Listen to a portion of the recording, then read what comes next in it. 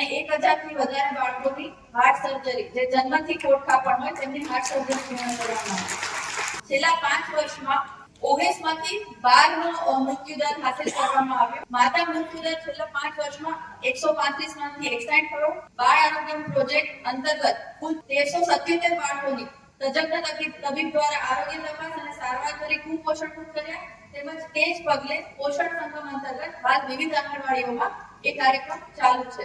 તેમજ સગર્ભા બહેનોને 10,000થી વધુ ન્યુટ્રિશન કીટ આપવામાં આવી અને ટીબી પેશન્ટને 25,000થી વધુ કીટ આપવામાં આવી। કુલ 3200થી વધુ સ્વસ્થ નારી સશક્ત પરિવાર કેમ્પેઈન કરી 2,16,496 બહેનોની આરોગ્ય તપાસ અને સારવાર કરવામાં આવી।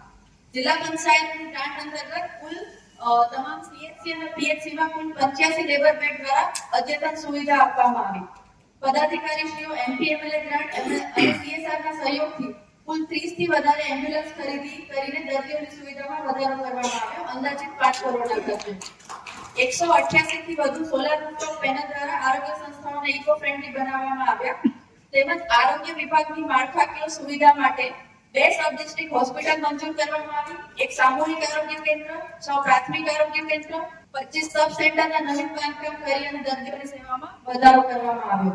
તેમજ ગુણવત્તાસભર સેવાઓ મળી રહે તે માટે 96થી વધારે આરોગ્ય સંસ્થાઓને નેશનલ લેવલે એનપાસ સર્ટિફિકેટ મેળવવામાં આવ્યું, જેમાંથી 15 આરોગ્ય કેન્દ્ર અને 81 આયુષ્માન આરોગ્ય કેન્દ્ર સર્ટિફાઈડ થયેલ છે।